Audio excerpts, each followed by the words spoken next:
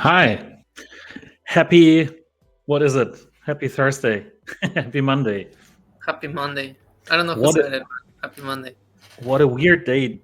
What a weird day to have a tavern. Yeah, I feel weird right now. It's weird to be streaming on a Thursday. How does it feel? Is it all right, or is it like no? Let's never do that again.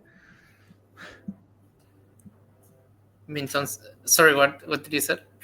Are we muted? We're muted for Beantown Bob. Okay, that's Yeah, I was okay. reading that as well, and I was like, wait, Um, that's true. What Vince says. Happy belated birthday. oh, thanks a lot. Thank you. Yeah, that's why I didn't come on stream on Monday. It was my birthday. No other reason. I went to a wine tasting on my birthday, so had a bit of a good time. Okay, thank you. Okay, so I mean, there's a lot of stuff going on. Obviously, the weekend was really weird. It was or bad, right? So let's just quickly recap what happened. There was one big Wazir holder. Don't want to send out any names here. It's okay, right? There's been some names floating around. We have a pretty good idea who it was. There was one big holder of was there who basically decided to sell everything, right? And like everything they had. And that obviously crashed the price of was.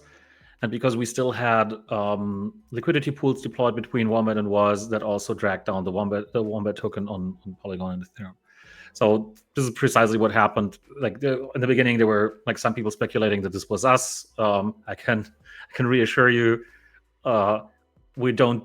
We would never even consider doing anything like that, anything that stupid, essentially, because it's obviously like this is not getting us anywhere. So what we do have to admit is that yes, we did have very little control over what happened to was. It was a mistake to bundle was up with Wombat like this, based on, well, yeah, people holding a lot of was, right, and us not having any kind of leverage on this. Tokens unlocked, right? So that was not great. So we removed the liquidity, so that can't happen again, right? So that these tokens are not bundled anymore in any kind of way. So that's one thing that we did immediately, even before kind of most of the tokens were dumped. But obviously, that's a lot of the damage was already done. And then obviously the first question that everyone's having is like, okay, what's going to happen with the season payout if the Wombat token is down? Depending on how you look at it, 60, 70, 80%, right? Because that would mean that the prize pool is down as much, right? If we kept Wombat. So the good thing is, before we get into all of your questions, right?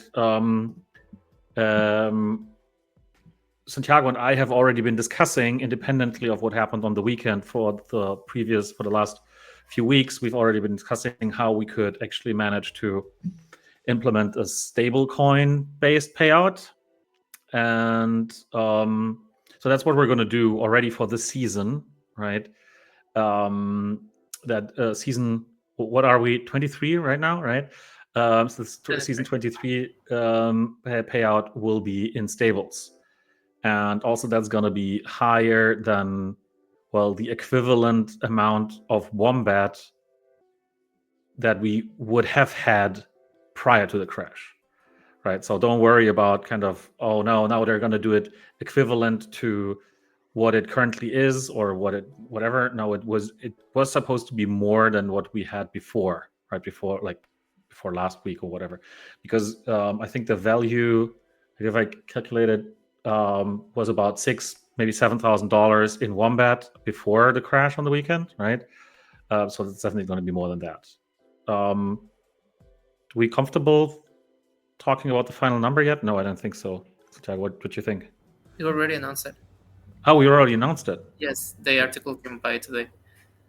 Oh, okay. Wow. Yeah. I didn't look.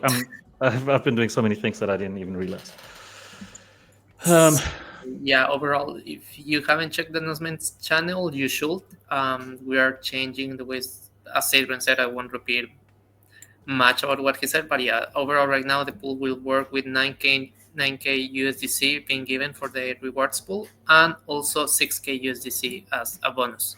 You will be able to be paid on USDC on Polygon or Wax USDC, which is the USDC that has been bridged to Solana from the Solana blockchain using the Wax Cloud Wallet bridge.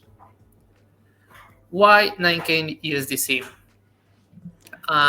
I know Webby, for example, or Ansi, they are not very happy with the price pool at the moment. We need to focus a lot on sustainability. What we could do, like a season doing 120k, but I don't believe personally that the game is ready yet for us to throw everything on a season. Yeah, guys, let's do $1 million on a season, and then what's next? It won't work, actually. So we don't know. We also don't want to be constantly changing the rewards. Like, yes, this season is 9k, the next season is 10k, but the next one is 8k. So we took the decision to use 9k in order to maintain the sustainability, ensure that we can continue with this price pool, and give us time to make the changes that we're working on to happen for us to continue increasing the price pools. I would love to increase the price pools. Everyone would love to have 25k USDC price pool, but we need to make some changes for that to happen. Hang on, is that 9K price pool, or does that include the bonus, or No, it is 9k and 6k USDC in bonus. So because before, whenever we spoke about 25 million Wombat token, this was not 25 million for the points, but it was 15 million for the points and 10 million for the bonus, right? So instead of the between 6 and 7,000 equivalent dollars worth of Wombat tokens, now we're at $15,000 total payout per season. Yes. Right, so it's pretty much double of what it was in season 22, effectively. Yep, pretty much. So that doesn't sound so bad. Actually, for me, it is great. I was a little bit sad when I read what Webby and Nancy said. For me, it is a great change. We say that previously the changes were 7k in the past, but we didn't take into account the price impact that it will have. So at the end, it is less than 7k what we were giving out. Right now, we're giving more than 9k. I mean, in my opinion, it's a great change, and overall, people should be happy about it. In my opinion, of course, everyone has their right to feel in a certain way. I think this is a very beneficial change. It will also decrease the sell pressure that Wombat has at the moment. So, and going forward, also for play, once we replace Wombat with play, right? Exactly. I mean, for me, this is great. I cannot emphasize how big of this change is. And to me, it's also so that I think there's the upside that we won't be creating sell pressure on any token. Another side of this is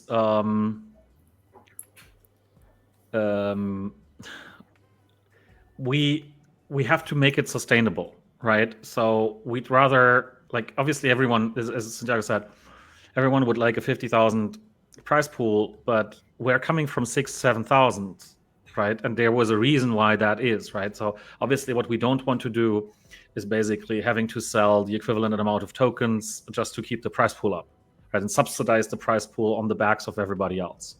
It needs to be sustainable. It needs to be coming from kind of the business, right? And what we don't want to do is have to decrease it the season after, season 24 or season 25, right, and go to 2,000 or whatever. But instead, let's see where this goes and how that works, and then increase it from there, right?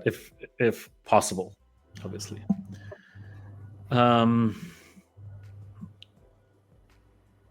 Yeah. And obviously Anzi is right. In the past, I mean, the highest price pool that we had, I think, was in around January last year, where the total price pool actually reached not just 50k, but 150k, right, total. So in Wombat tokens, we never had $50,000 like of any kind of stable coin or liquid token. So what the most that we used to have was 25,000, but these were times when, to be honest, Web3 gaming was doing a lot better than it is now, right? So whoever you talk to right now when it comes to Web3 gaming would tell you, oh my God, Web3 gaming is really in shambles. So basically having this, I think it's actually not so bad. At the same time, if you look at something like Our Planet, where they had $50,000 price pool in this season, right? This also didn't necessarily result in a lot of activity around this. So it's not like, okay, we just need to increase the price pool and this is going to draw a ton of users back. It's just not what there's no automatic thing happening there, right? So I think yeah.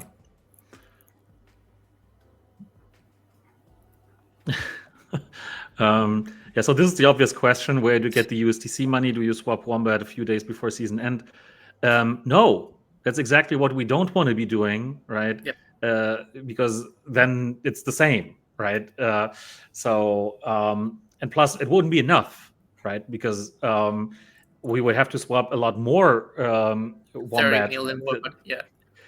So that's why we're saying sustainable, because we can see kind of the revenue that we generate with Dungeon Master, and then we can derive the prize pool from this, right? And obviously, if there's much less money coming in, then we can't subsidize Dungeon Master or the Dungeon Master payout, season payout, by selling a lot of tokens. That just doesn't make any sense, right? That's why this is when we talk about sustainability. But the upside is that right now, when the token prices are down, right, this is not it's not directly related to your payout is not directly related to the price of the token.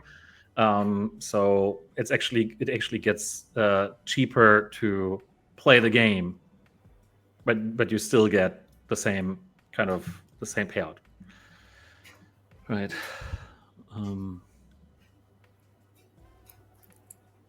We see a lot of questions today. Yeah, chat is on fire with. Now we also have a.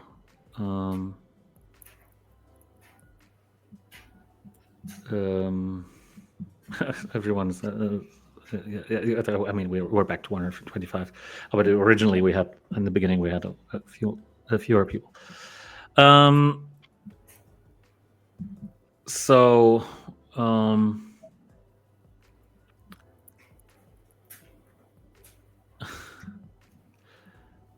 Oh my God! I'm really just sifting through all the questions and all the comments so that we don't miss too many.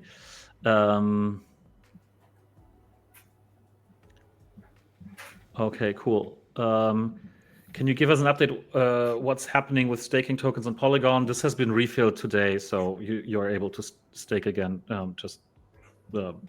So we addressed this.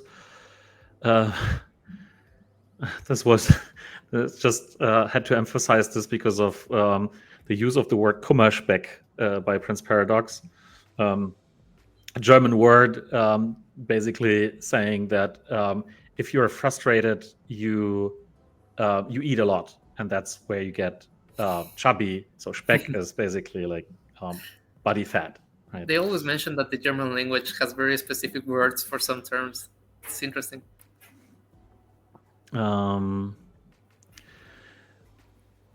We'll get to the play-related questions a little later, just so we can basically wrap them a little. This is a big one. That's an Webby asking, do you still think the purchase of Wazder was a good idea, and do you feel it should have maybe been kept separate from Wombat? In retrospect, and with all that happened, I would say yes. Right? So to the second part of the question, I would say, yeah, we should have kept that more separate. In retrospect, right now, obviously, you're a lot more knowledgeable in retrospect. So whether acquiring, well, and let's be precise, we didn't acquire the Wazder company. We acquired some Wazder assets, most of the assets of the Wazder company. So like the software, the brand, a few tokens that were in a treasury, and a few other assets, like the whatever, the listing and the store listing, and like a bunch of assets, right? Whether that was a good idea, there's a very difficult answer to this, because on one hand, this unlocked the acquisition unlocked a certain way or certain paths for us that we wouldn't have been able to walk otherwise, right? So people who we got introduced to, essentially contacts that we made, investors who we found, blah, blah, blah, like whatever. So there was a lot of positive outside of basically what happened with the technology and whatnot, right? So like outside of the factual, okay, this is what you acquired, and like, is this valuable enough, right? in order to justify the investment in this acquisition. Um, so there is a lot of positive to this. Also, some of the people who are still in our vicinity and who are supporting us and helping us with play, for instance, we only met them through the Wazir acquisitions, right? So it opened up a lot of avenues. At the same time, I think we had too little of an idea about the legacy of Wazir, right? And we, specifically and I can talk about myself, I let myself being pushed too much by some of the new people who came in, right? Again, I don't want to kind of talk about who said what and did what when or whatever, but I was being influenced by the whole Wasder situation quite a lot, right? And was hoping that this could kind of lead to the next big leap for the ecosystem, and this didn't work out, right? And not the way we wanted to do it. And so there's kind of a lot of follow-up questions to this, obviously, but overall, I would probably do the acquisition again. I would just handle it differently, right? So the acquisition itself was probably, even in retrospect, was probably a good idea. It's just that, I would put more fail safes into kind of what happens with the legacy and whatnot, right? And wouldn't be as quick in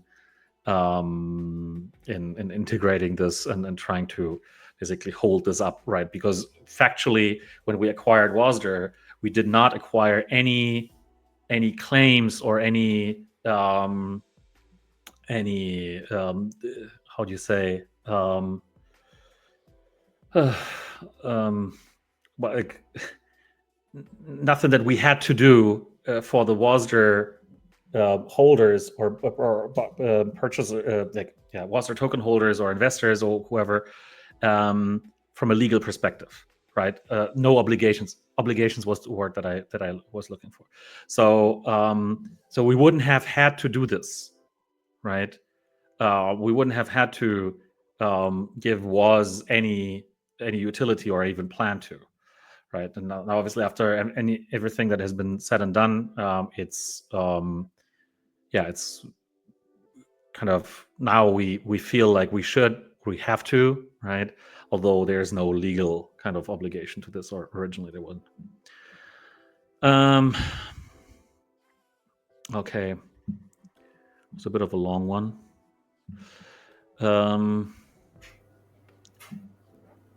Kane Master, that's something I will definitely have to check. I haven't. Last I used Banksa a few weeks ago, it worked.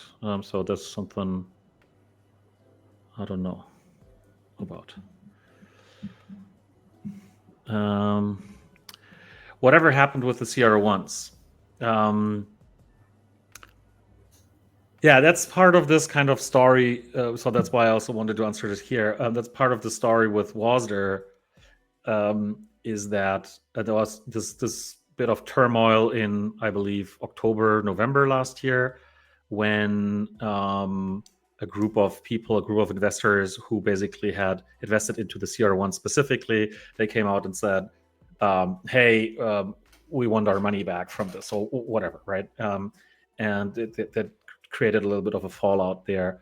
So with the CR1s, we wanted to make them happen, and it was also, we were thinking that it wouldn't take a lot of additional money, additional investment into finalizing them and making them really cool, right? So that's why we were always saying, okay, hey, we'll do that. This is part of the legacy that we're trying to honor from the Wazir community, so let's do this. We did that on a few false assumptions, wrong assumptions, right? So the budget that we needed was a lot higher. The market wasn't there for anything like these kinds of NFTs. So the whole business case for the CR1s basically fell apart while we were already doing it, right? And while we were trying to basically say, okay, cool, that's going to be really cool. So we got a little in over our heads with the CR1s, and then when we realized that okay, the market for NFTs is not improving, like even after the entire crypto market has picked up in November, right? NFTs are still not doing well. So if we launch them, then we would launch them for a different purpose, in conjunction with Playmind, rather than as what they originally were planned to be, right? Like your avatar kind of things. So that's where we still want to kind of use the asset that we have in the CR1s, because it would be a waste, right? But at the same time, we cannot expect this to become kind of a mega hyped NFT collection or whatever, right? So we're a bit cautious with this. Sorry, I clicked something by mistake. Now you have to answer it. If you clicked it, you have to answer it. Wait, I don't even know what I clicked. Total bonus pool 6k USDC at 0.00. The bonus pool conversion rate is also valid for the bolts. Is that a typo, or will we be able to put token bond? No, you won't be able. It's a typo. We should check the medium and correct it. Please do. I was gonna say. There's so many comments that I was like, oh my god, we have to answer a lot. That I find interesting. LQPin saying, I don't get why you close a pool that's determined in the airdrop. At best, it's not fair play. At worst, it's thoughtless. I'd like to hear third way as being limited because of a transaction is being limited because of a transaction is curious. I mean, you can still trade Wombat versus Was, right? So I'm not sure why you're saying it's not fair play, right? Because there's still liquidity for Wombat and Was individually. It's just that what we don't want is that if in case anything like that happens again, that there will be dramatic impact on one of these tokens by the other, right? Because in essence, what has happened is that what happens if somebody wants to, and now you can argue that this is not valid anymore now, but I think it still is. But anyway, if anyone basically wants to sell a large amount of Was, then they're draining liquidity from Wombat holders, right? So they're basically using whatever Wombat holders as extra liquidity for Was, and that is not it. This is not how the whole Wombat Was pool was intended to work. It was intended to work as mostly a burning mechanism, right? So that the market is still free to choose price for Wombat and Was independently, but there's trading happening between those two. But there was so much liquidity, and yes, it was fairly concentrated because of the assumption of a kind of peg rate or whatever, that this dragged the Wombat token price down a lot, right? And we shouldn't want this. We should generally not want this.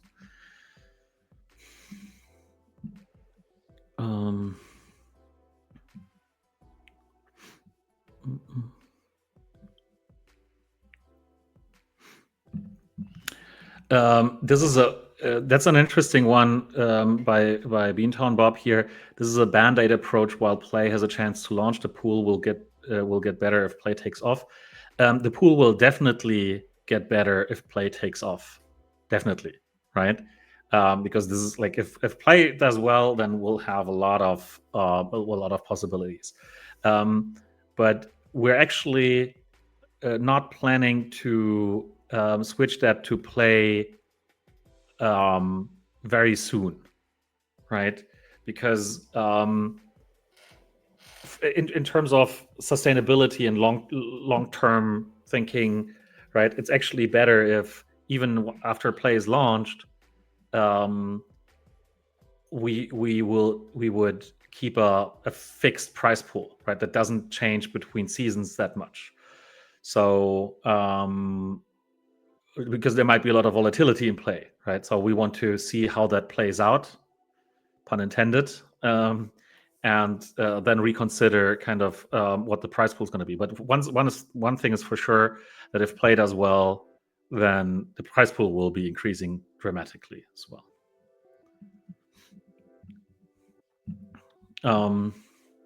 Where we're saying the game is going backwards, price pool is now 33% of what it was back in season 2. Don't get me wrong, yes, we earn more in stable now than it was in Wombat, but that's because things have been handled badly and the token has just been dumped completely. Well, yes and no. Obviously, this is part of the business side of things, right? So when we first launched Dungeon Master in, oh my god, 2022, right, and the beginning of 2023, when we actually set the price pool to 25,000, the entire Web3 gaming ecosystem and NFT things and so on were doing really, really well. And if you look at, for instance, trading volumes in dollars, let's just use that as an example for the health of the game ecosystem, right? This was much bigger. This was a lot more, right? So there was a lot more economic activity in the game, and now you can argue what is cause and what is effect, right? But if you look at that, I don't know. One of Santiago's favorite examples in how bad a Web3 gaming token can go is Illuvium, right? So I don't know. I don't know whether they had any payouts or whatever in tokens, but if you look at any kind of game payout, be it X Infinity or whatever, let's say Alien Worlds or whatever, right? Compared to where they were 3 years ago or 2 years ago. No, hang on. We launched Dungeon Master in 2021, right? Not in 2022. No, 2022. Oh, God damn it. I ever since 25 started, I'm mixing everything up in terms of years. No, we launched Wombat in 2022. Okay, I got it. So it was 2021 when we launched the Dungeon Master, actually. So yeah, 3 years ago, we were Alien Worlds was doing a lot better, and the payouts in Alien Worlds were also a lot higher, right? So I think this goes for everything in Web3 gaming, that you can't sustain big payouts if the games don't have this kind of, don't generate the economy is not there, right? So I think that's true, but your statement is true. It's just the interpretation. I would have a different interpretation of this.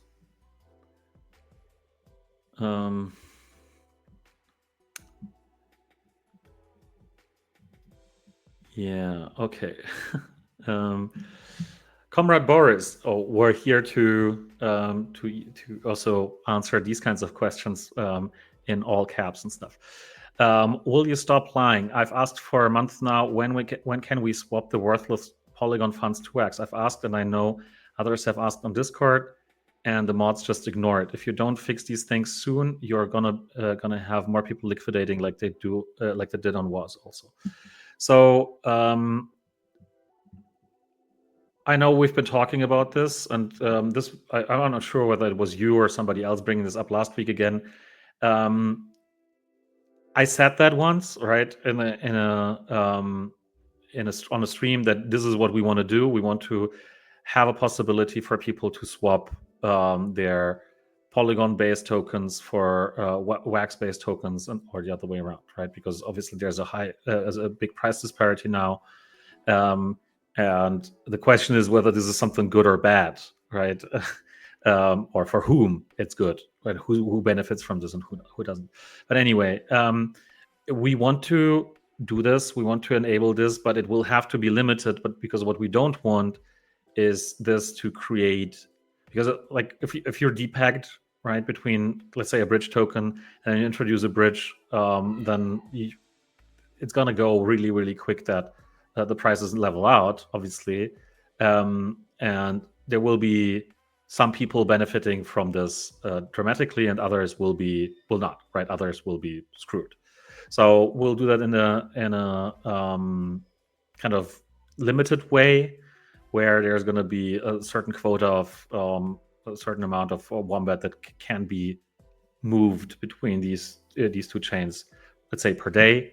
I think we'll be able to announce that probably next week. But yeah, it's yeah. Let's just put it that way. We'd like to control that so that it doesn't get out of hand. But this will happen very soon. Yeah, it's going to be something very manual because we don't have access to a functioning bridge with the current setup. And there's a question by Vince regarding the Tree Wolf collection. The pool has been paid out and no longer accumulating wombat. Don't think much have been said, and could confirm these. First, is leveling up trees still operational as before, up to level 100? Second, is 5% royalty fee applicable now that no more rewards from pool? Okay, so what we did is, yes, we paid out all the rewards. And we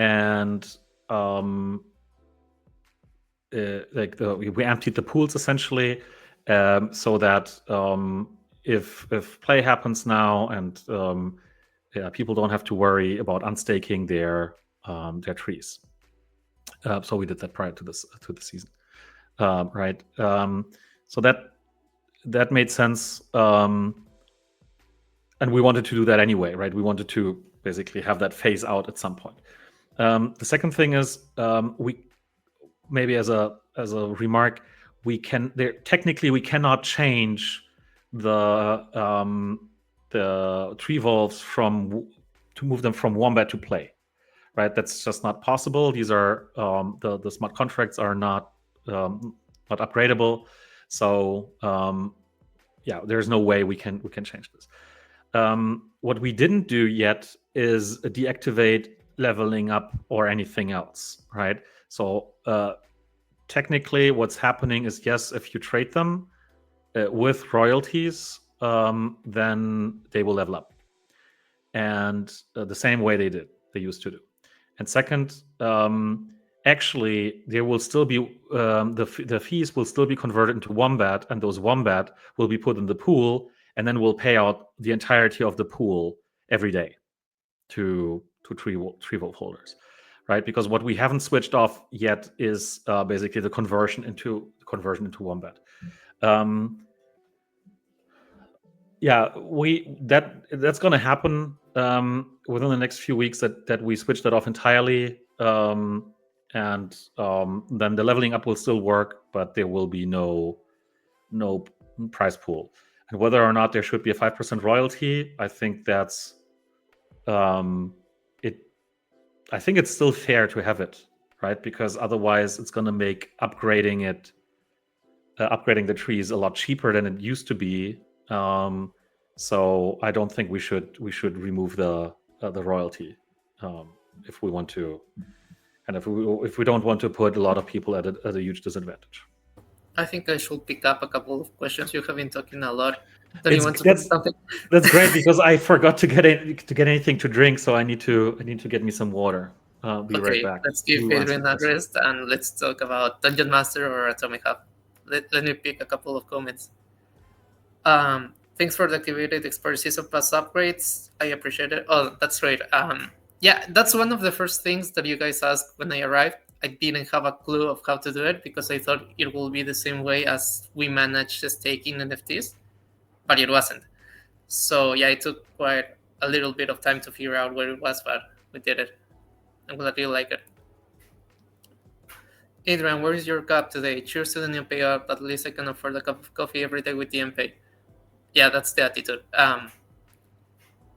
Yeah, honestly, I think we will be able to increase the pool in the future, but we need to do a couple more changes. We need to adapt a little bit more things. In my opinion, my honest opinion, increasing the prices right now will be like something bad, because we don't have the product ready yet to be able to adopt more people. Right now, the price pool for the newbies is not good enough, so we are aware that we're not getting enough new players. So we need to address a couple of stuff first in order to start giving more stuff in the future.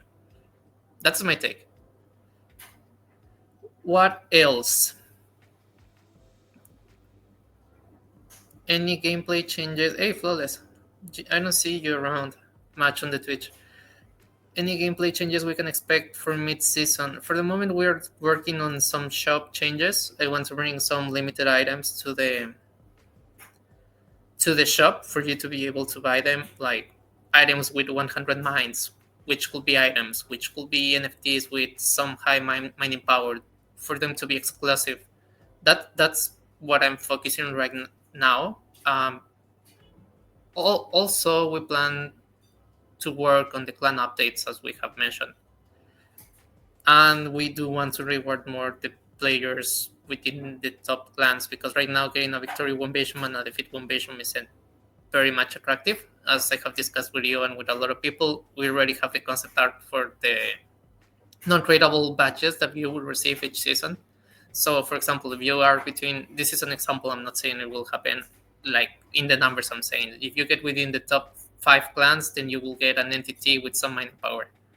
And it will display that you were within the top clans of season 23, for example. Can you give us some sneak peeks of the new TM features? Not at the moment. I have the concept arts, but they are not yet ready for me to show them. Did the AH devs like my suggestions?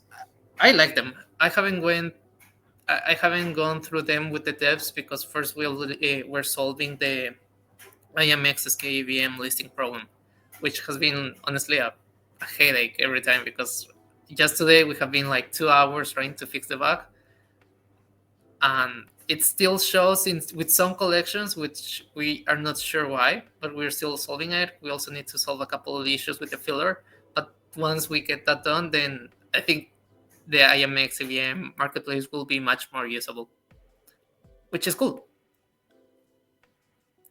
On Wax, I don't see any issue, or you guys have any suggestion for it? Are you back? Are you rested? You're talking to me? Yes. Of course I am. You can see me, right? Yes. But I like your suggestions, actually. I put them in a notepad.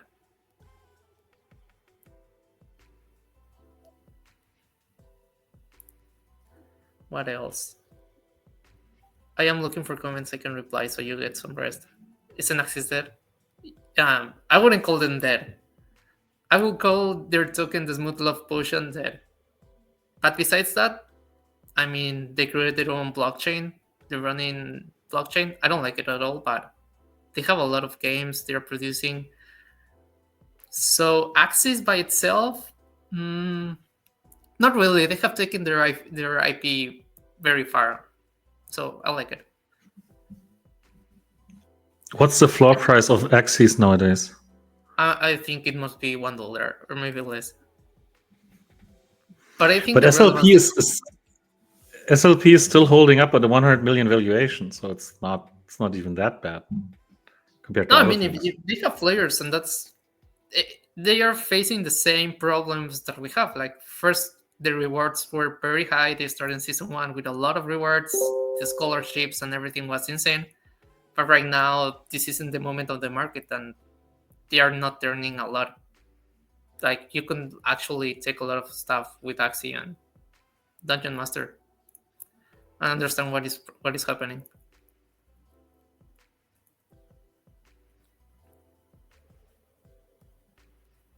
And in our case, it is also true that we have a strong IP. So let's see how we do. You mean we should utilize the wombats more and make plushies? I always thought we should have something like Magic Eden did. They have Emmy, which is their character, and they have worked a lot of their marketing around Emmy, which is their. I don't know if you know about it. It's like I don't know what it is. It's a little creature. Maybe we should have a little creature wombat pet and put him a name. like Steve. Steve. Yes. Okay. Um, is there anything else that you want to answer, Santiago? I'm taking a look.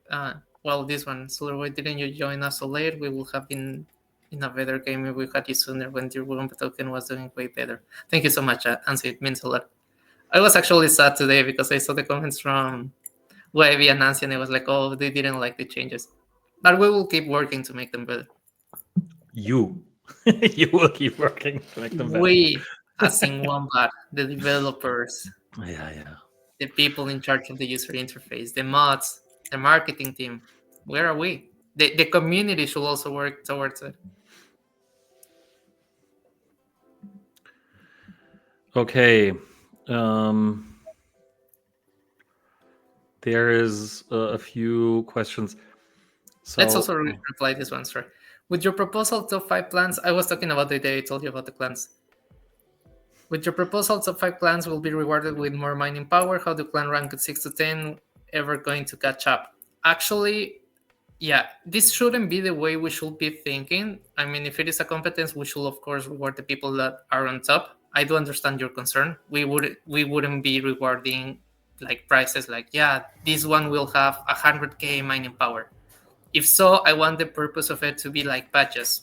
We have a lot of potential with entities being just like patches, people to collect stuff. Like, remember, they were the top clan, the top player on season 1, on season 2, on season 16.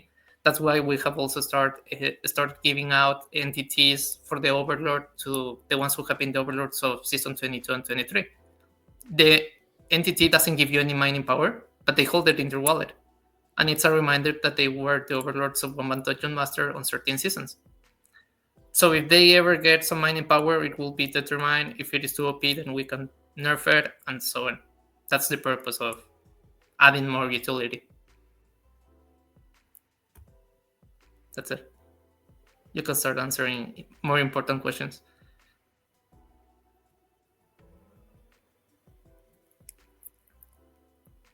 oh, just trying to get through all the comments here and figuring the ones out.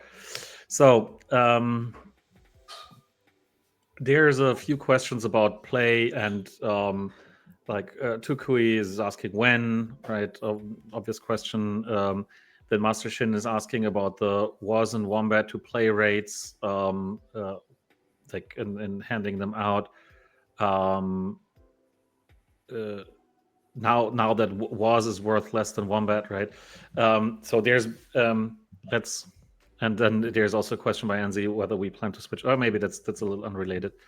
There's a comment by Online Jalza saying before launch of play, let's add more VIP levels, and these kinds of things. Okay, so about play, one thing that we should all agree on is that as much as we still talk about wombat and was, the most important thing from here on out, especially after what happened on the weekend. I mean, it was all already like that before that, but now more than ever is that play becomes a success, right? So we need to make some decisions and do certain things to actually ensure that play has a chance of succeeding. Because if play succeeds, we will make sure that all of you succeed as well, in whatever way, right? So and I hope that you agree on this, right? That if play fails, right, if play doesn't go well, then there's going to be no value to distribute to anyone, right? So even if you do get your 10 to 1, 20 to 1, whatever airdrop, but this is an airdrop of a well, useless or valueless token, then there's not going to be any gain here, right? So I know that it's very, very frustrating seeing your wombat bags and your was bags basically go down. As crazy as this, believe me, I'm a big bag holder myself. It's very frustrating to see that. I like it's like that for me as well, right? So we're literally in the same situation here, the same bucket, right? We're not different in that way. So for us, really, the priority is to launch play in the best possible way so that it has the best chance of succeeding, and make sure that all of you who have been here for so long and have been going through all these dark times, especially in the last 12 months, right, that all of you will be happy, right? Because let's face it, we're in Web3, right? And in Web3, the majority of the people is in Web3 because they want to make money, right? Or they want to get their value, right? So that's we want all of you to get a fair share of the action when there's action, right? So whatever decisions we make, and I'm not trying to kind of anticipate anything here because we haven't made any kind of final decisions yet, right? But whatever we do, it's all going to be very, very fast from here on out. Um, this is just so we can, well, give you your value, not just back, but basically create something that's worth being a part of, right? Worth having been in for so long. And I've been saying similar things a while ago, but um, I think it's now basically more valid than ever that we shouldn't be looking at, okay, how do we fix the situation for Wombat or was on the short term or whatever, right? But we should be looking into, okay, how do like how do we ensure that play is successful, especially after launch, right? Not only on one, for one day, but long term. And how do we ensure that the people who have been so that's the first thing, and the second thing is how do we make sure that all of you are in, right? That we take all of you on this ride, right? And I think this is how we should be thinking about this, and this is my commitment. My personal commitment is to have all of you who have spent obviously a lot of money, but also a lot of time and a lot of your energy and got a lot of Kummersch back, um, right? So that you all get rewarded for this in a proper way, right? But also at the same time that it's sustainable for everyone, right? So I think this is kind of what we should be thinking about, and what we should be talking about is what is the best way to get all of you rewarded properly when play is successful, right? And I can totally see now there's going to be a lot of comments. Oh, does that mean, Adrian, that you're basically changing this or that or whatever? I can totally see when I say something like this, um, it's these will be the immediate questions. But what I can tell you is if we launch play the way we had originally said we would, it's bound to fail, right? Because everyone will basically just sell a lot of their play tokens and it's not going to work, right? So we do have to reconsider this, because what we had in mind originally and also how we gotten into that situation, it's totally different from where we are now, right? And if we just neglect that and try and pretend that, oh, this is nothing happened, right? And we basically just now, whatever, let's say we just airdrop um, uh,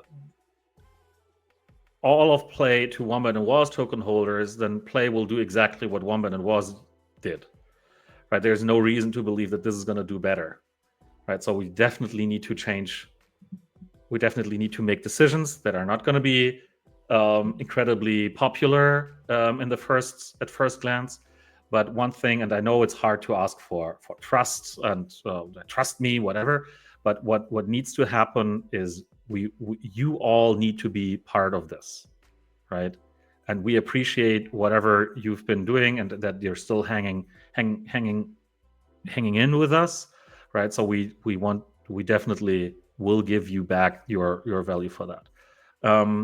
Without even answering, without even saying anything specific. It's just that I think right now it's obvious that we can't be focusing, and we should, like, in the best interest of the community and holders and people participating in this.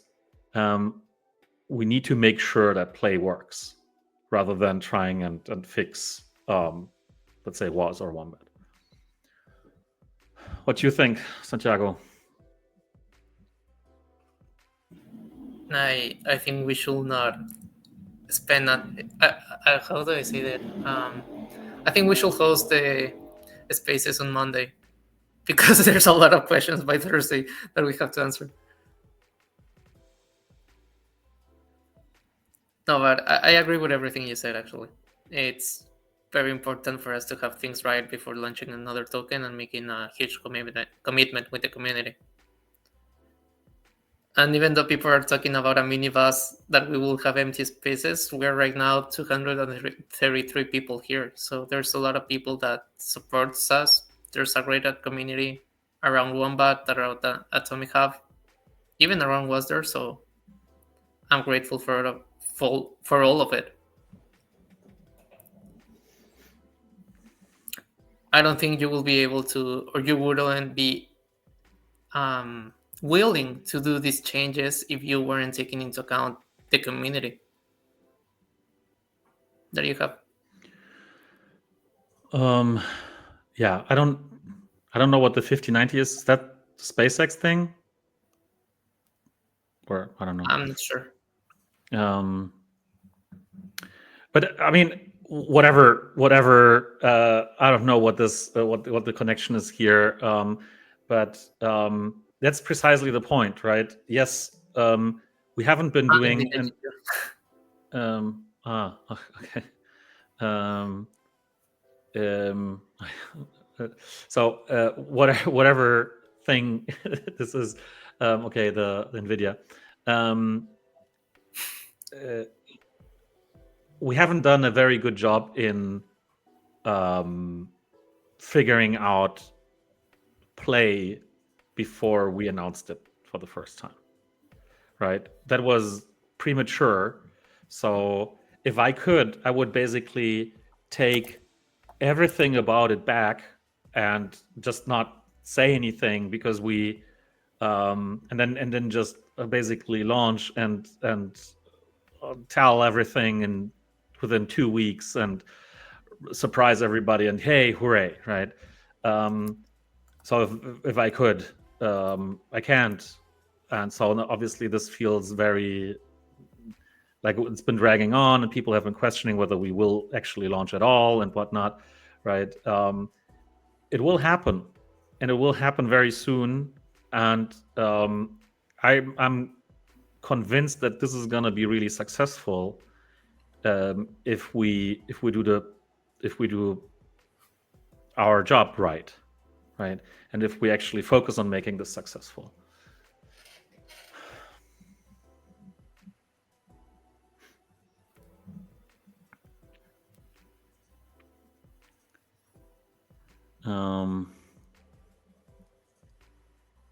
Yeah, this is Swamp Donkey. It's nice to see comments from you, because the name doesn't sound familiar. Are we fully committed to switching Wombat at all before actually exploring what we can do with it? Stable coins help people onboard easily, great, but not using stable coins is what attracted me to Wombat in the first place. I love Wombat. Is it too late to ditch switching it to play but still move forward with play on its own? So with all the things that have been happening over the last few months when it comes to play and Wombat, this was something that was being brought up by a few people, and they were basically saying, "Hey, why don't you actually keep Wombat alive?" Right? Now, one might ask, okay, what's the value of keeping a token that's down so much alive, right? Why would you even like want to do this? But at the same time, there's a little bit of a, yeah, let's say break a narrative that okay, play and Playmind the way Playmind is designed. This is not a pure kind of Web3 gaming kind of thing, right? So why mix that up with the Dungeon Master game, the Wombat app, the Atomic Hub Marketplace, and these kinds of things? And that's a very valid point. I myself, I'm having a hard time letting Wombat go, like emotionally, right? But at the same time, because I'm really attached, right? This is like the Wombat token. The Wombat token did not start in 2022 when we launched it. The Wombat token actually started in 2020. This was the first time like in 2020 was the first time I wrote a white paper for Wombat, for a Wombat token, right? And then we only launched 2.5 years later, but I'm emotionally attached to it, and I would love to keep it. It's just that I don't see how um, I don't see how we would fix the situation for Wombat without, yeah, without artificially kind of having to, whatever, us buying back a lot of Wombat tokens so that we can stabilize the price to something that's meaningful, right? And basically making fixes to it in a best possible way. So for now, what I could imagine, let's put it that way. At some point, I was imagining that play could be play, could replace Wombat in utility and whatnot, right? And then actually we could revive Wombat. So that was kind of my dream at some point. I was like, that would be so cool if Wombat could stay alive as maybe some kind of a meme coin, and then people actually just start using it for things, and maybe there's like value in it, right? Because there are some things that will continue, yeah, driving value for Wombat in a way, right? So I don't, I don't know. Maybe there is an avenue, but right now, I really want to focus on play, on making play a success, right? And then we can discuss how we can best go about Wombat. But it's a very interesting question.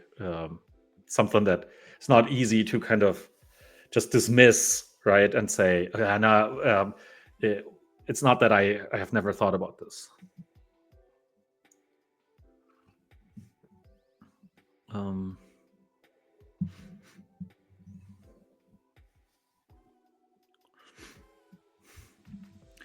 Okay, I'll stop saying soon, Bintonbo. I'm sorry.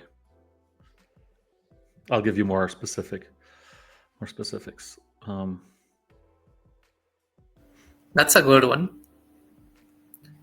I'll let you answer this before I answer this. That's not only a question for me. What do you think, Chad? I always wanted to say that, but yeah, I will say the first thing I will do is I wouldn't put all the percentages and everything within on-chain data.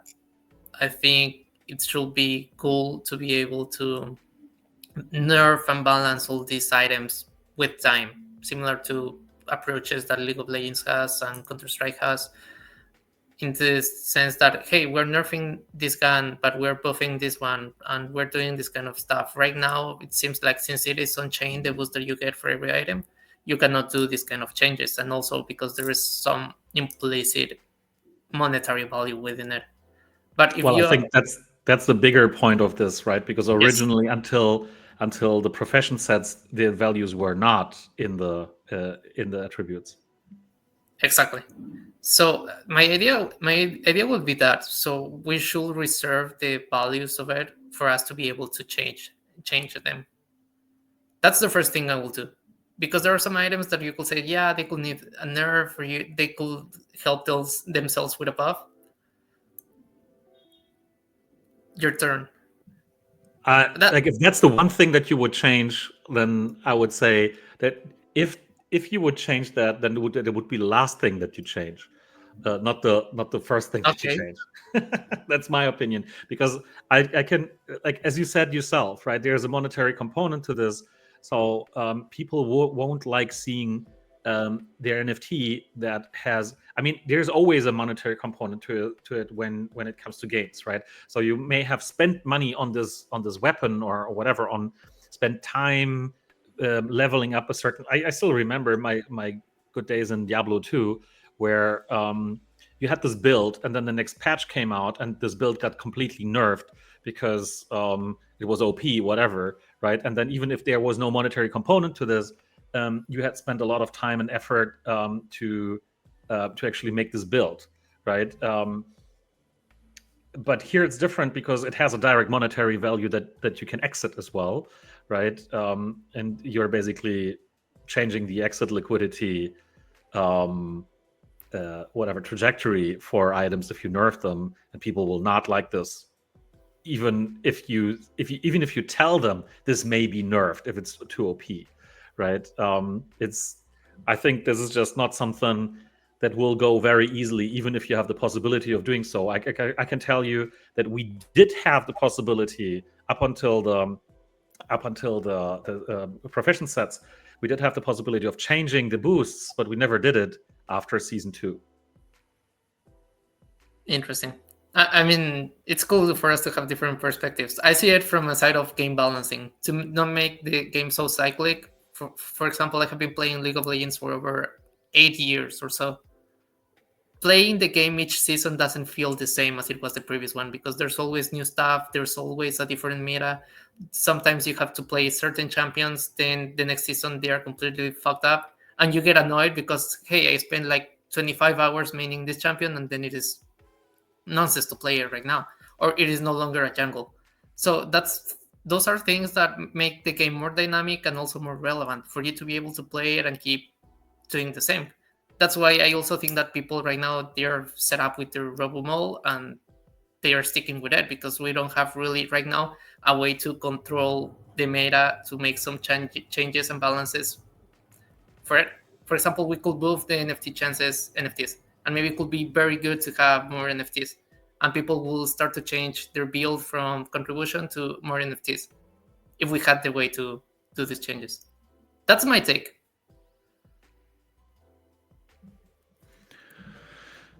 Okay. Um, I think if I were to redo Dungeon Master all over again, I would, well, I would launch it on a different chain, like main game, different chain. Right now, obviously, back in the day, Wax looked really good, but now it's not. So I would probably go with an EVM chain, just for portability, You right? know what? I agree with you. That will be the first change I will do. Okay, thanks. Um, Second thing is I would make it entirely seasonal, right? Yes. I would probably not entirely, but I would like, let's say XP, right? XP is probably the biggest factor here. Um, uh, if you had to restart with at level 1 every season, this would change the entire dynamic of the game, right? Um, Especially if that's the next part. If you had level limitations on certain items, so you could use certain items only once you've reached a certain level, right? So that would, I think, I'm not saying it's exactly this, but I would say we would have to make it more seasonal so that there's more competitiveness in in every season. It's not automatically like basically the person who was number 1, 2, 3 last season is number 1, 2, 3 this season again. Same with clans. That's the discussion that you had earlier, right? How do you avoid actually compounding success, because this makes it really hard for new players to get in, right? So because we built Dungeon Master from the ground up, and we never had this kind of yeah, we didn't have this super long term or this is how this mechanic is supposed to work before launching a vision for Dungeon Master. I think now with all the learnings from the last now I figured it right from the last 3 years, this we would have to pay more attention to basically keeping this a more competitive game from a kind of season perspective. So I think these would be the biggest things that I would do. Interesting. Um, Good question. I like it. can I get one wax for asking the best question of the day, Chucky? Sure. Yeah, you can get it. Send me your wallet. Wait, I don't Um, think I have one wax. Well, I will figure that out.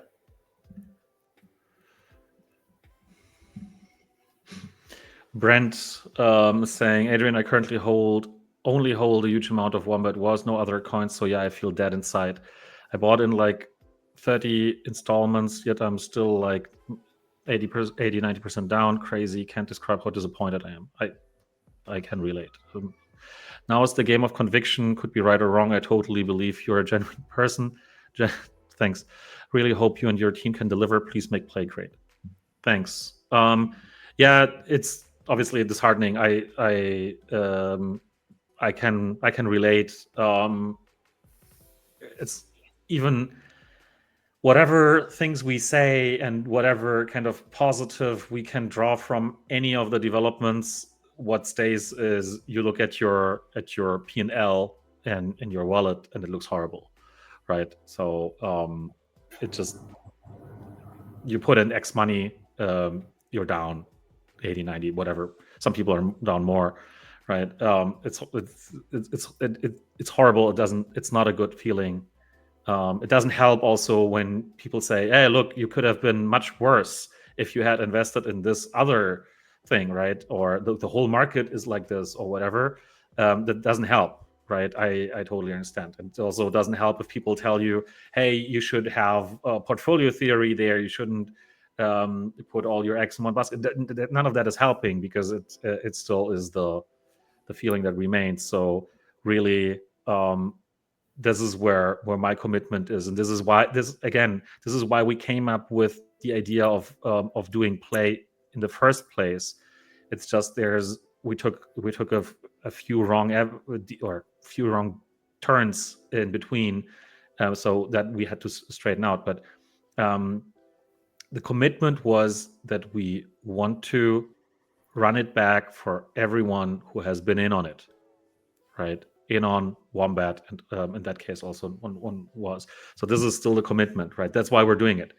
It would have been, I hate saying this, and I hardly ever say that, right? But it would have been a lot easier to do it the kind of traditional Web3 way, just throwing it out, killing this one thing, and redoing or doing something new, entirely new, independently, right? It's not what we do.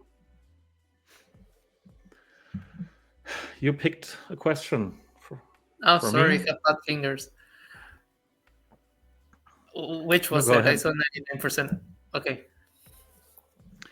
Webby, if 99% of the community is pissed off, broken promises, broken timelines, a broken token, and almost a broken game, no new players are going to join and spend hundreds of dollars to earn a few cents, which also means market is broken because of new buyers. Myself, I'm losing all faith with the game token, which is sad. Yeah, I mean, that doesn't seem like a question, but more like a Yeah, statement by Webby. Um, I that's don't sad, think we, and yeah, and I don't think we we should can repeat we can still ourselves. use you, Webby. We still want you here, and promise we'll try our best to run it back, to get you back, to get your confidence back. Kill the new people, reset them people, and take a community advisory board. That's how you will improve the game. I mean, kill the new people. Right now, we're only giving $400 every 6 weeks, so I think it is close to being not rewarding at all. Reset them people. That's something interesting. What do you think of doing a reset and changing all the MPs? It will be Yeah, massive. if I'm not if you saying it is positive or negative. It's what do you think will happen? I think everyone will complain at first. everyone, Everyone, um, every single one. it's actually like now piggybacking of Webby's comment, right? So what could go wrong, right? If people like Webby who have been in the game and basically being top two, top one, top two, top three players for basically the entire lifetime of Dungeon Master, if everyone is pissed off and if everyone is disappointed anyway, right? Then hey, why not do it like for real, right? And reset XYZ. Um, I don't know. I'm not saying like it just I'm trying to draw conclusions, right? And to think it through. Um, resetting all the MPs. I mean, yeah, a lot of people would not like that because they spend a lot of money buying this stuff. Um, this is so difficult because if um, if you want to make it long term sustainable, again, right? This brings us back to this kind of seasonality. Wouldn't you have to change MPs every season, actually, or boosts or whatever, right? Would that be better so that people don't actually don't actually rely on, oh, this is going to be it forever, right? It's just that this is how the majority of dungeon master is currently working, including NTTs and all that, right? So you keep piling up MP and improving your setup on and then yeah, and then suddenly somebody tells you, okay, we're setting everything. So it's a difficult shot here, right? It's a very difficult shot. The thing with the community advisory board, I like it. the only question I would have is about kind of the governance there, right? Um, like how is this, like how are people nominated and voted into this community advisory board? Apart from that, huge fan. That's like having this as an institution is awesome.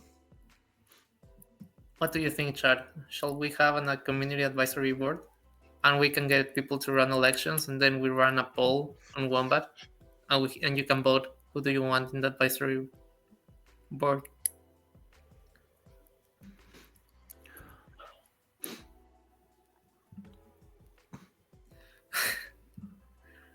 This one now I think the Polygon staking that is the staking NFTs on Polygon, right? Using Wombat, I think. So we had this discussion on Sunday as well. I got back to the developers.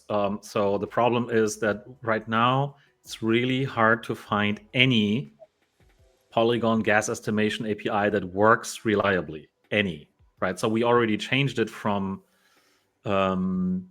So if we're talking about the same problem, but right, but we already changed it from the Polygon scan to a different API, but this is breaking sometimes as well. So I think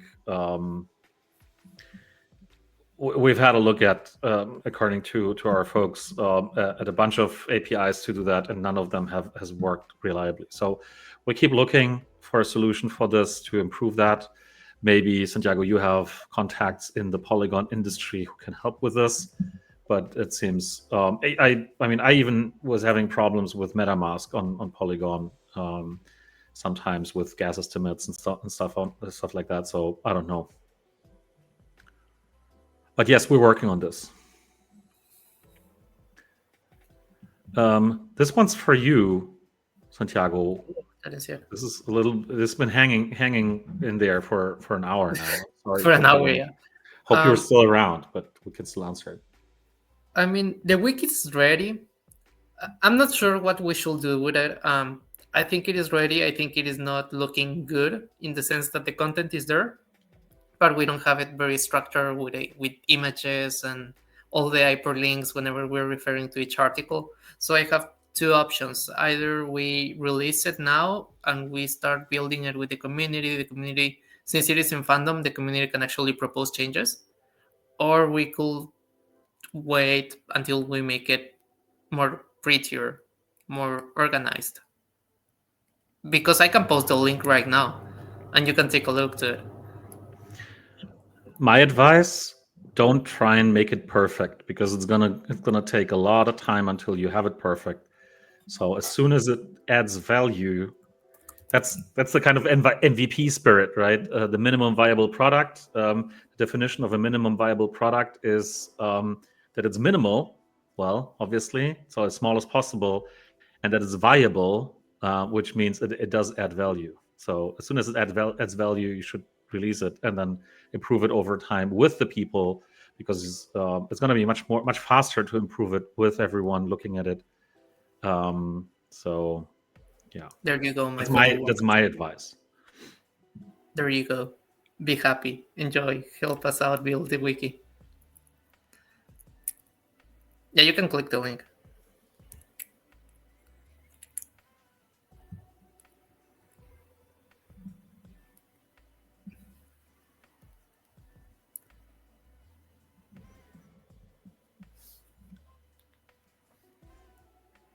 What else? What chain are you launching on? I think we're launching on a lot of chains. Um, yeah, so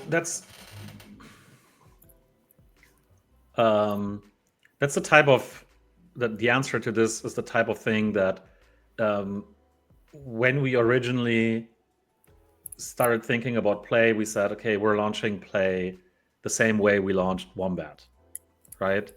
Because Wombat was launched on Ethereum, and then we bridged over there, and we bridged over there, and we bridged over there.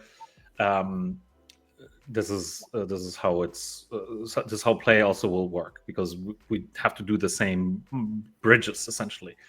Um, right now, I'm thinking, okay, what's the best way of launching Play, right?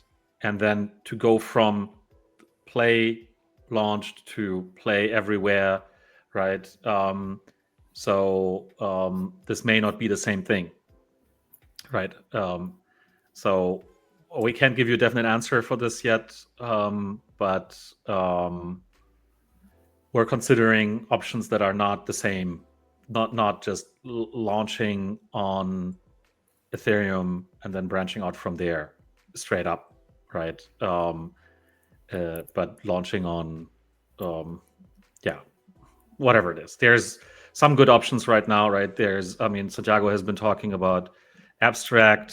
There's, I think we spoke about this on Abstract, Solana, Base, all of them are good options.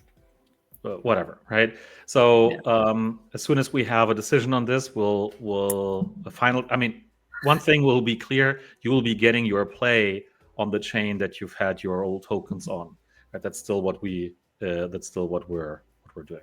But launching is essentially like minting the original token. Um, it's less important actually, but we want to do that somewhere where there is a lot of liquidity right now.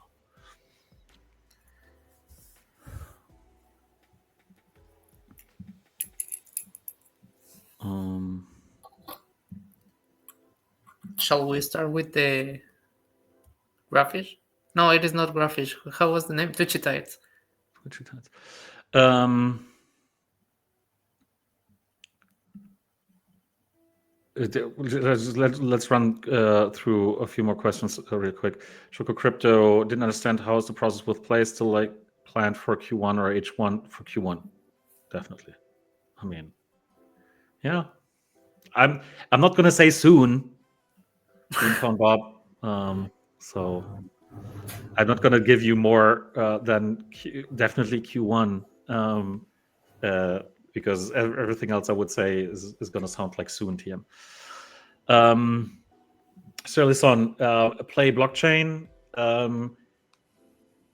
So we already had some thoughts about a Wombat chain every once in a while, right? And my answer to this is if it actually adds value to have your own chain, then we will do that, right? If it doesn't, then why bother? There's enough chains, right? So to me, a good example actually is Hyperliquid. There actually it adds value to have your own chain because they found a solution. Apparently, I don't know how it works, but an anti-front running system, right? So, and that's really hard to do in any EVM. You can't just do that on Ethereum, right? It's like you will always be front run. It's not, you can't avoid that. So, in order to achieve something like that, or like whatever good reason you would have to have your own blockchain, we'll do that, right? But right now there's enough of them.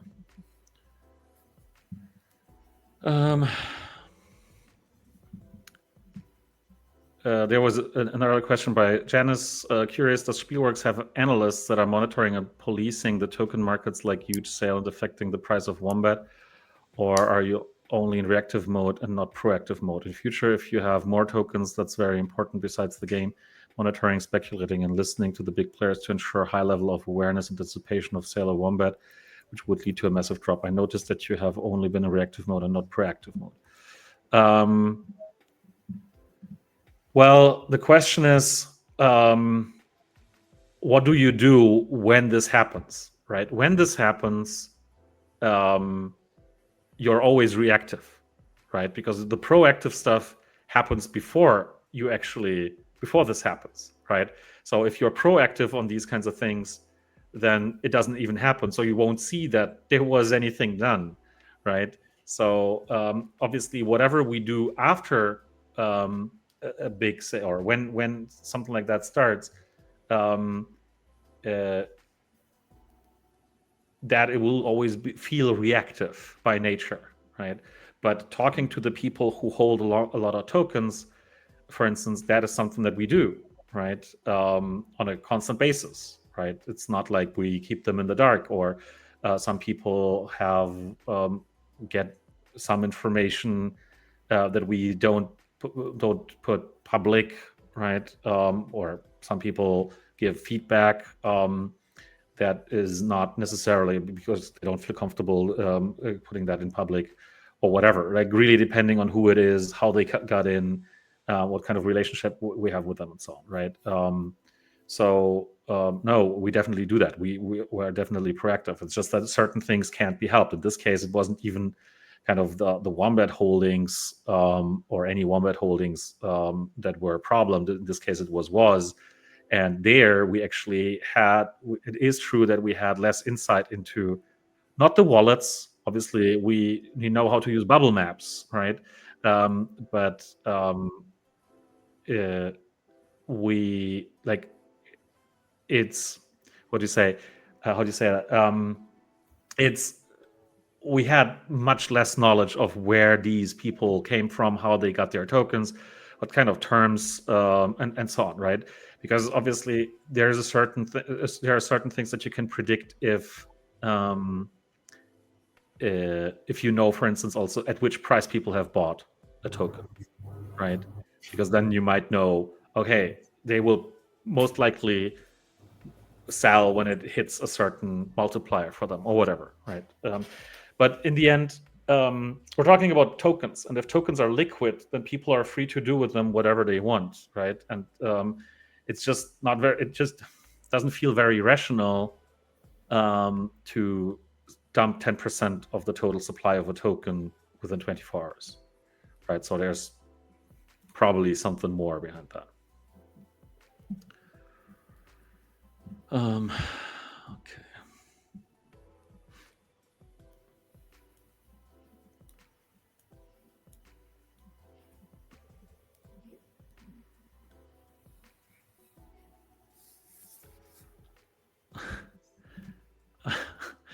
Okay, that's actually interesting. It's really refreshing on one hand, but also yeah, I don't know what to do with this. So I get it. Comrade Boris is saying I don't want shit on Polygon anymore. Polygon's dead. I want to move to Wax.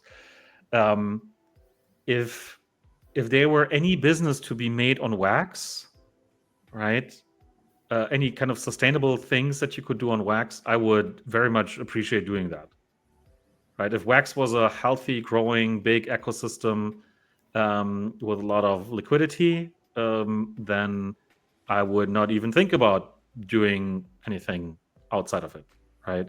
The problem is with wax that it's really hard to build anything sustainable on wax. And ask anyone who has been trying to make a living off of things on wax, right? The most people who are running a somewhat kind of a business or an actual business on wax live off of wax block producer rewards, right? And that can be sustainable because this is always sell pressure for the wax ecosystem, right? So there needs to be, yeah, this is really tough.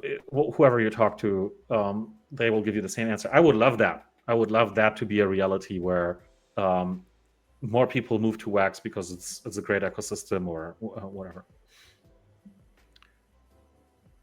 Um, We should. I like that idea.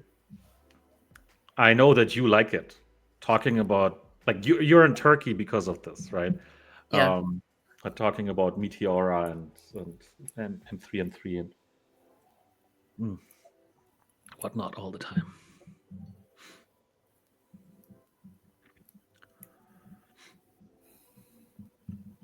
Look, CapTop is bringing up. A few weeks ago, you mentioned possible new partners. Is there no way you can get a sponsor now, as you may be able to increase the reward pools?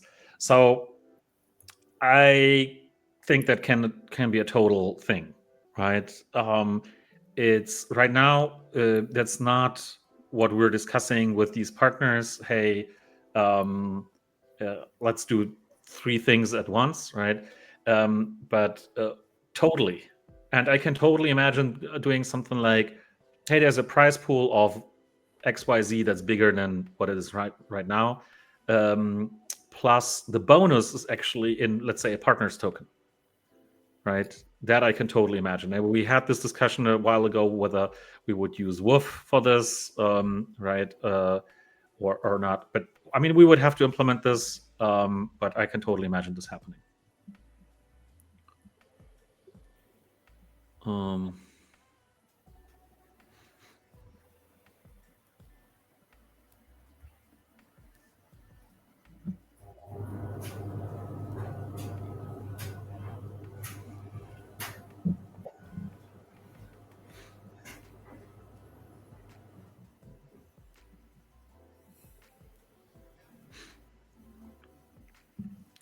yeah, like I said, Comrade Boris, we'll give you a possibility to do this. Um, I suppose next week.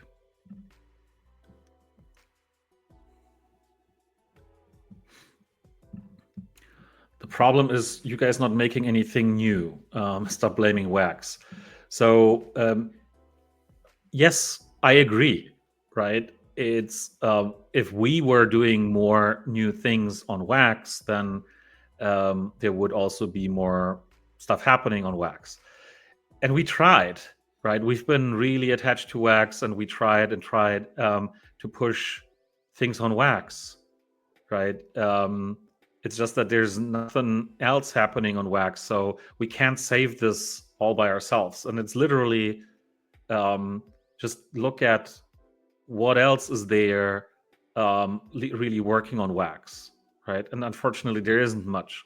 So if we want to make things like if we want to keep building things on wax, then we need to have a sustainable basis for this, right? So we can't employ 20 people building stuff on wax if we make $5,000 in revenue a month. Just giving you some numbers, right? It's not the real numbers, but that's precisely the problem, because it's really hard to make significant revenue on wax because the wax price is down so much, right? So it would be much easier with a wax close to an all-time high, right? Like where like even with ETH, right? We're obviously down what 40% from all-time high. But ETH is doing fairly well. It would be much easier with ETH than with Wax, which is down.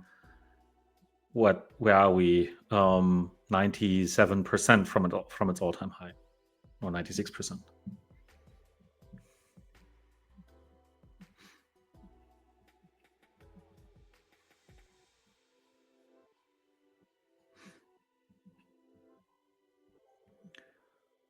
Um,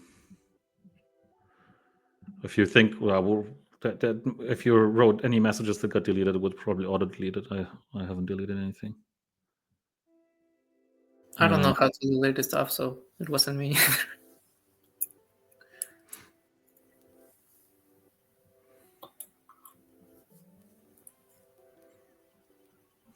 Let's have the Twitchy tights.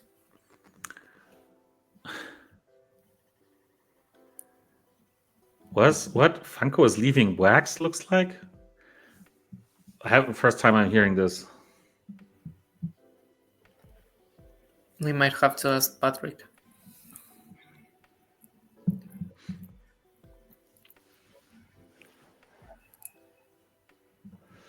Okay, yeah, let's do some Twitchy tides.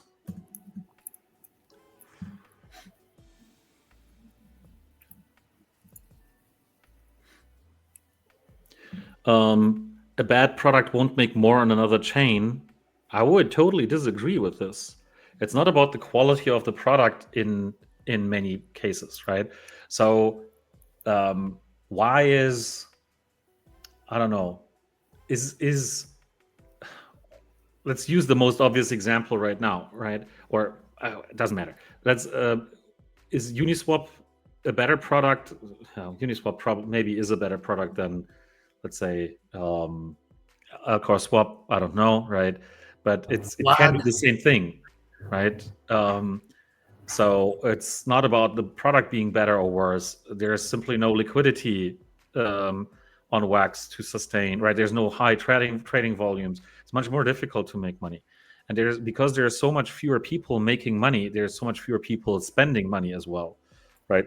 So this is kind of a self-reinforcing cycle. And uh, it also you could actually see this. I mean, with Woofy, I don't know whether that was actually the case there, but you could totally see this, or you can still see this with some games that have deployed on, let's say, games that have deployed on multiple chains. On some chains, they make a lot of money, or they have a lot of players, and on others, they don't. Right? The one thing is we can't be the only ones basically trying to get in more users on Wax. A lot of people who want to play Dungeon Master, they are put off by the fact that they would have to onboard into Wax. Wax is not available in a lot of US states. Whatever, right? Wax is not on all the exchanges. It's hard to get Wax, actually harder than with, let's say, ETH or Sol, right? So there's a lot of reasons why it's harder, but also it's a different technology. So people, they can't just keep using their MetaMask and whatnot, right? And as much as I don't like MetaMask, right? MetaMask onboarded a lot of people into NFTs back in 2021, 22. So I think, yeah, it's not easy. Sorry, Twitchy Tights. Yeah, I was supposed to bring that up. Now people are already onboarding. Exclamation mark play if you want to join. It's not exclamation mark one, but it's exclamation mark play.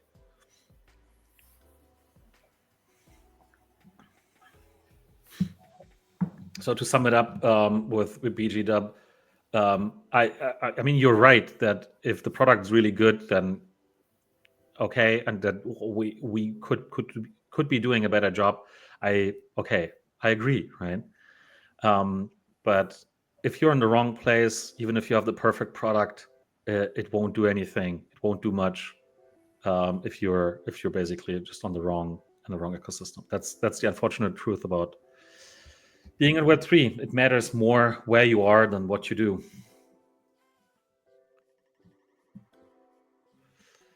Okay, Santiago, what are we handing out today? Um, not sure. What have you been? What have we been giving out? Last week, promo packs, some promo packs, I believe.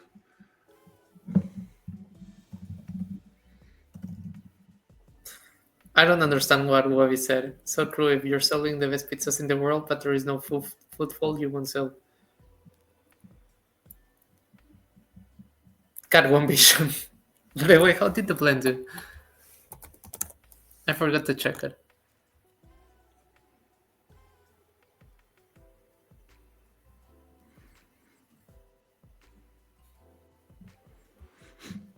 For most people, I know Wax is just too complicated to use. Even for me, Anchor is a mess and no alternative around.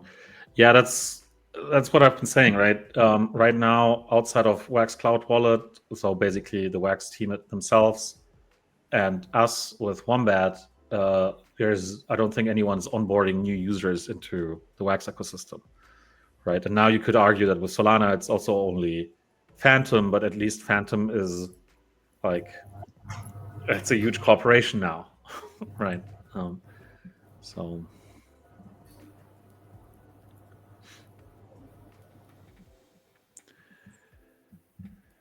okay, oh yeah, we haven't decided what we're handing out.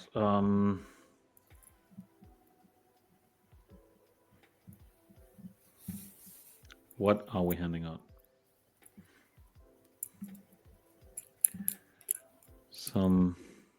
Yeah, I think the changes done to the having to pay to enable your Wax Cloud wallet was the worst decision they could have taken. I know there were some costs related to hosting a cloud wallet and everything, but yep.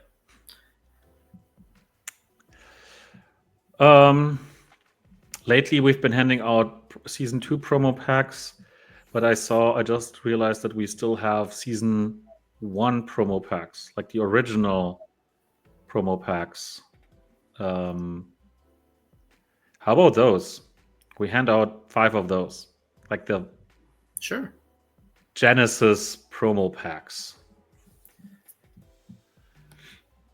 So top 5 players will get that. Top player wearing a Wombat suit will get one as well. So 6 total. Grimace gives a freebie still, but you need to do it via Anchor. Yeah, it's not the best. It's a desktop wallet, so you can't really do much. First, you have to download it and set up your wallet, and it takes a lot of time. It should be as easy as downloading. For example, with Phantom, you download the extension and you have 5 wallets in 5 different chains.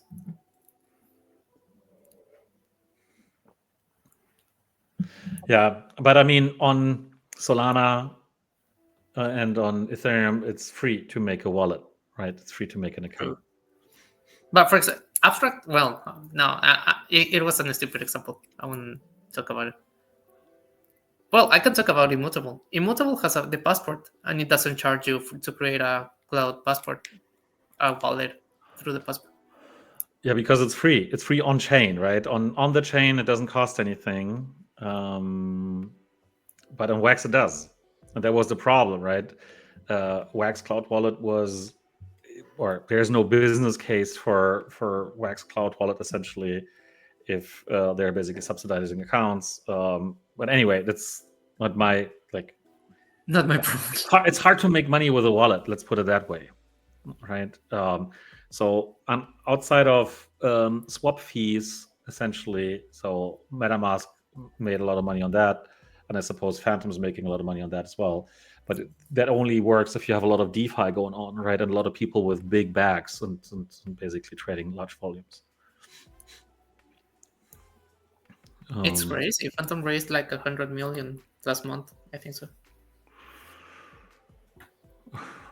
Yeah, and they originally, like when I first saw Phantom, I think they got their seed investment from A16Z and others, right?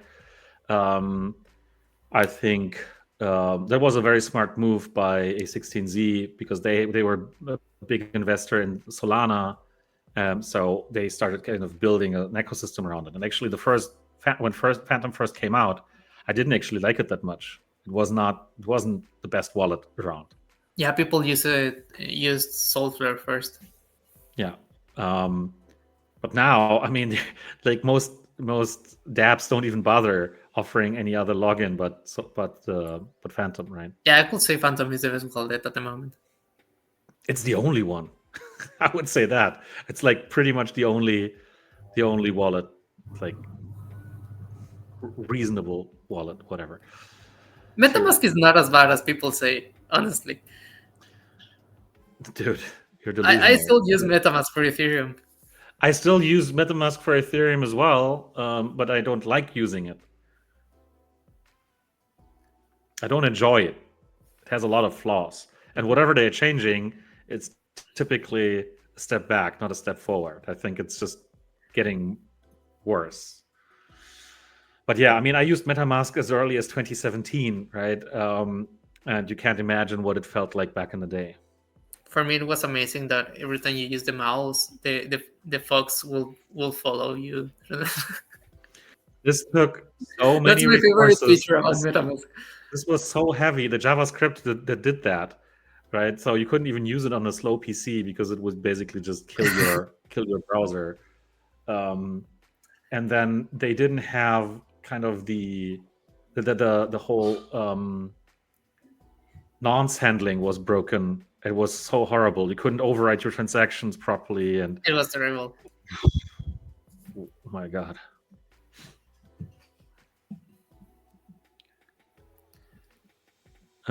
Is any player using the wombats? Can I cancel the full list? Yes, there are a few.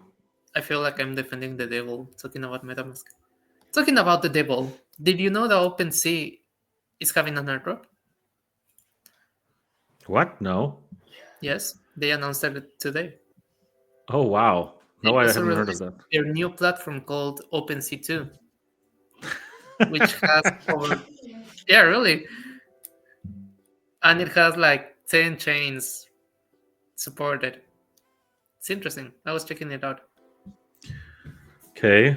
So I'm expecting a massive airdrop from OpenSea because I traded on OpenSea since it launched, essentially, but not recently that much.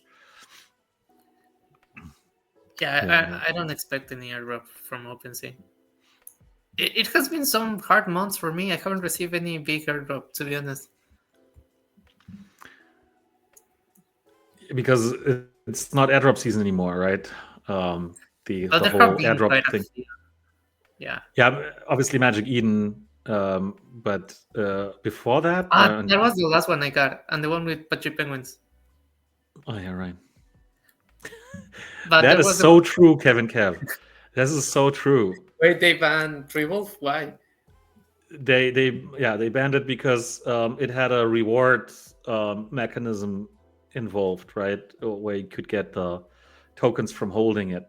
Um, and the problem with their moderation on that end was that there is none, right? So once they ban your collection, it's banned for life. There's no appeal process. Oh my god. so I so yeah. I remember once I was like I lost a wallet on Ethereum, like it was hacked, and they stole an NFT from me.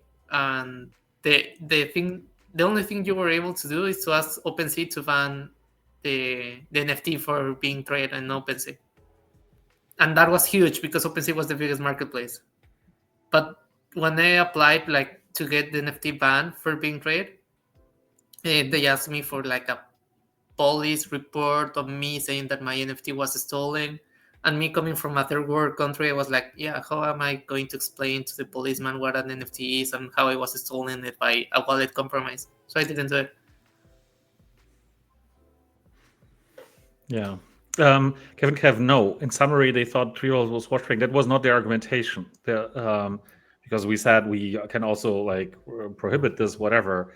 But that wasn't the problem. The problem was basically that there was a reward, monetary reward tied to the NFT, and this could be viewed as a security NFT, right? And because OpenSea had their fair share of actually listing flat out NFTs, securities NFTs, right, and allowing them to be traded. Like for instance, my favorite example of this is Royal, the Royal music royalty NFTs. Um, I think they just got more kind of regulatory scrutiny, and that's when they decided to basically ban anything that would have a reward component to it. But then again, now you could wonder what's this with all the airdrops like Pudgy Penguins, right? This is the same thing, right? It's literally the same thing. So I now mean, the that's okay, president launched its meme coin, right? so I don't know. Anyway, Everything is crazy right now. Maybe we miss Gensler. Maybe he was the villain we needed in the space. nope. Okay, let's go with Twitchy Tides. We have top Yes. 5 plus the top player wearing a wombat skin will get a Genesis original season 1 promo pack. Craziness. Let's go. Gary, come And back. I miss you. Sorry. I'll try. No, still no. I'll try to change the sign up command to exclamation mark wombat for next week again. Did you know that CS posted a picture of his dog? CZ? You mean? ZZ. Yes. ZZ. Did he now? Did he tell the name? Um, let me see. Is this because now if he posted the name, then the market should be overflowing with broccoli, it seems, right? Broccoli. Is that Yeah, possible? it's broccoli. Because I'm just looking at Pump Fun, and there's probably like 1,000. Oh, broccoli. I thought the No, action was going to be no, on buying oh, on that's something BNB, else. but there could also be a meme coin on Solana. Sure, it sure is. No, I mean, people are just making memes. Let's look at 4meme, because the 4meme, I believe, is the kind of big BNB. Oh, anyway, let's first do this. So, congrats to the winners. I didn't pay attention to the Twitchy tides. So, congrats to SDME, Oh my God. Yoshinobu, Chucky, Anzi, and Prince Paradox. And then we'll have another extra pack going to Bucky Valley. So GG's here. There's a token at 300 million market cap. So that's On broccoli. Solana. But On I what? think On it is Solana bundled. or? Yeah, it is bundled. I wouldn't buy it.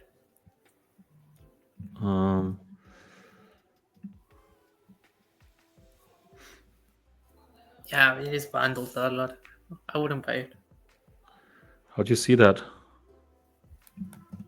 I'm using Photon, and you can check it out. Like, for example, all the holders, like the top 10 holders, they own 0.36% of the supply. So Okay. it's a serious battle as well.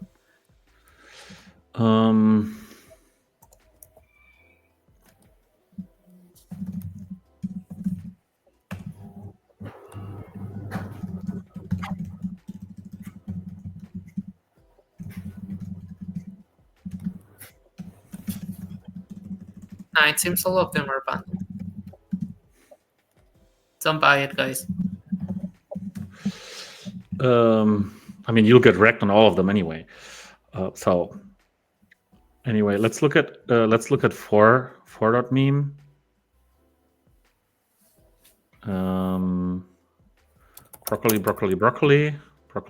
Broccoli. CZ's dog is number 2 with 100 billion market cap, but there is no. I can't believe I missed the broccoli. launch. I was streaming. I'm sad. I didn't think it would come that fast, to be honest. I thought that CZ would probably take a little longer to actually post the name. Broccoli. So fitting. Oh, it's number 2 on Pump Fun already. Okay, crazy. Which one? Well, okay. There's 2. Well, Nah, I won't buy broccoli. it. I don't know. There's 2 broccoli tokens with over 300 million market cap. Okay, cool. Don't buy it, guys. Don't do it. And if you buy it, send me the contract. Where did all the here?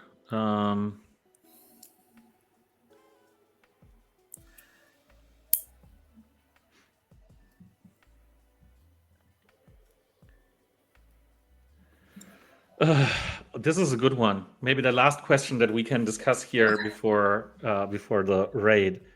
Um, what you guys thinking about pump fund is destroying the real function of crypto? Asked by 27 Bam Bam. What you think?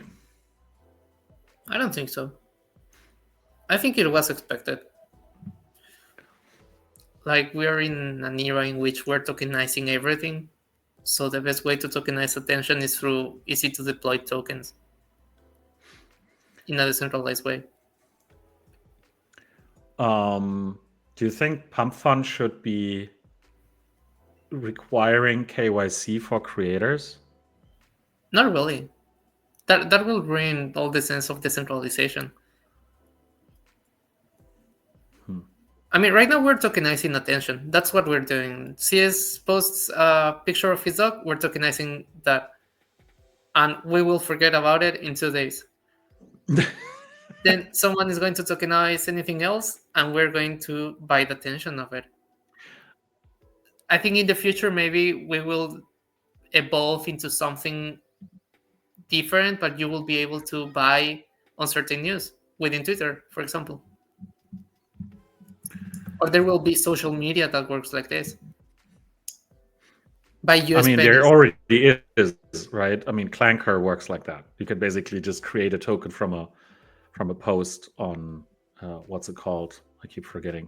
I keep mixing up the protocol with the tool. But Buy US pennies.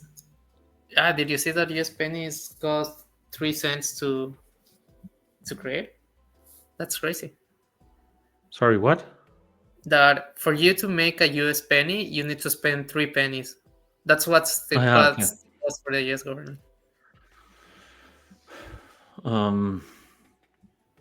Yeah.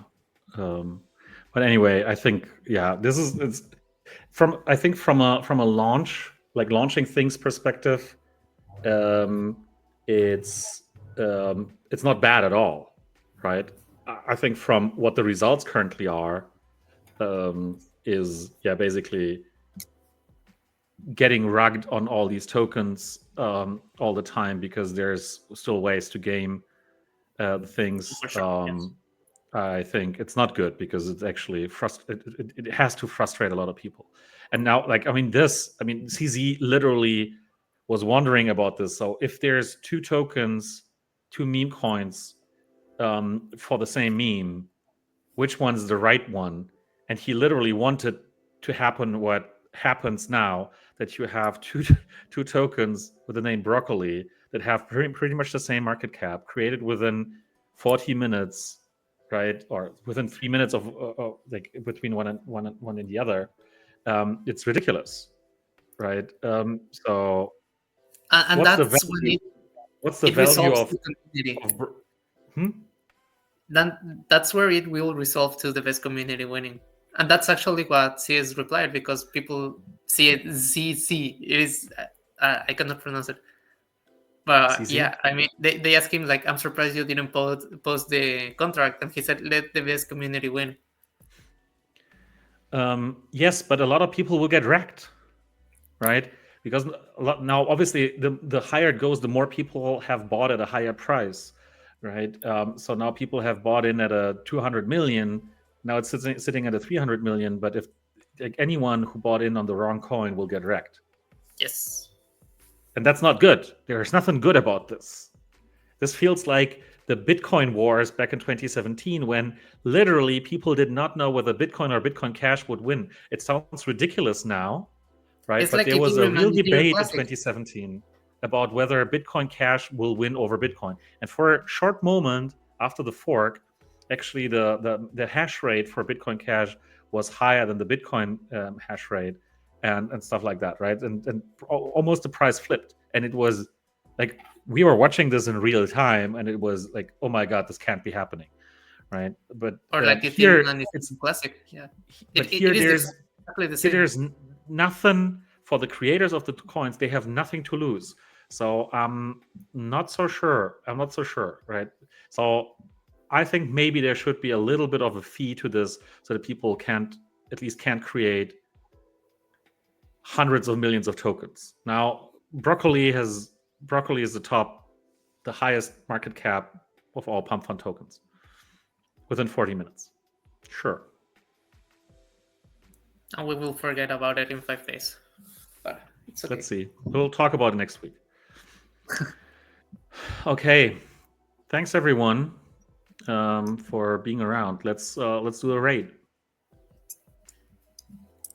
Who are we supposed to raid today?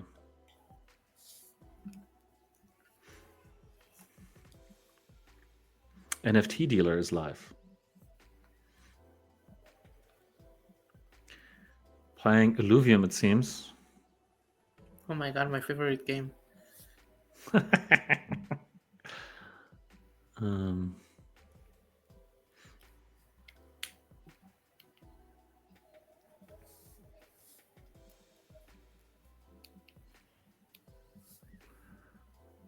um,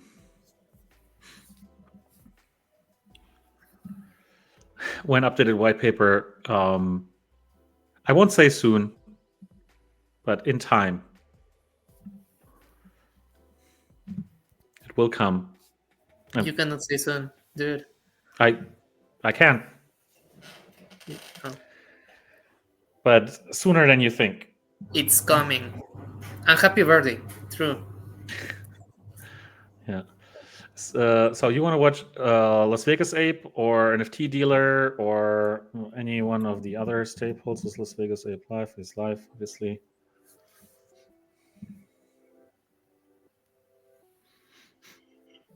Any more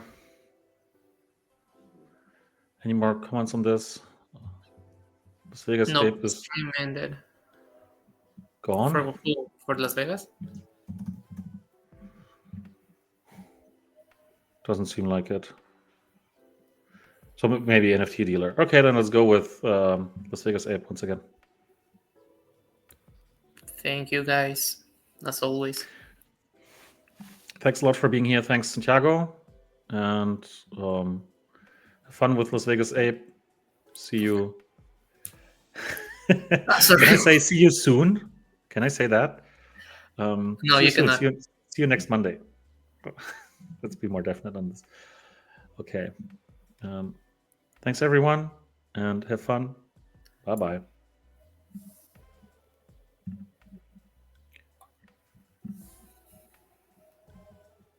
Is it done? Hello?